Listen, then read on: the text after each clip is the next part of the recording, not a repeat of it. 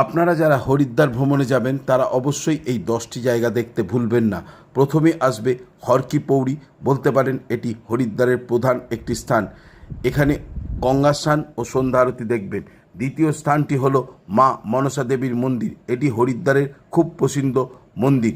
তৃতীয় স্থানটি মা চণ্ডী দেবীর মন্দির, এটি অবশ্যই দেখবেন। 4 নম্বর মন্দিরটি হলো দক্ষ মন্দির, যেটা ভোলানাথের শ্বশুর বাড়ি। 5 নম্বরে মায়াদেবী মন্দির, মায়াদেবী হচ্ছে হরিদ্বারের অধিষ্ঠাতা দেবী। তারপর আসবে 6 নম্বরে দক্ষিণ কালী মাতা মন্দির, এটি চণ্ডী দেবী মন্দিরের ঠিক পাশে। 7 নম্বরে ভারত মাতা মন্দির, এটি সুন্দর একটি মন্দির এবং এর পরিবেশ আপনাকে মুগ্ধ করবে। 8 নম্বরে বিন্দুবাসিনী দেবী মন্দির, যেটা ঘন জঙ্গলের মাঝে অবস্থিত, এখানে গিয়ে কিছু সময় অবশ্যই কাটাবেন। 9 নম্বরে আসবে বিলকেশ্বর মন্দির, যেটি স্টেশন থেকে মোটামুটি 2 কিলোমিটার দূরে।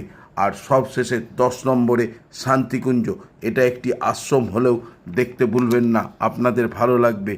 যদি ভিডিওটি আপনাদের ভালো লাগে তাহলে সকলের মাঝে শেয়ার করে সকলকে জানতে সাহায্য করুন। ধন্যবাদ।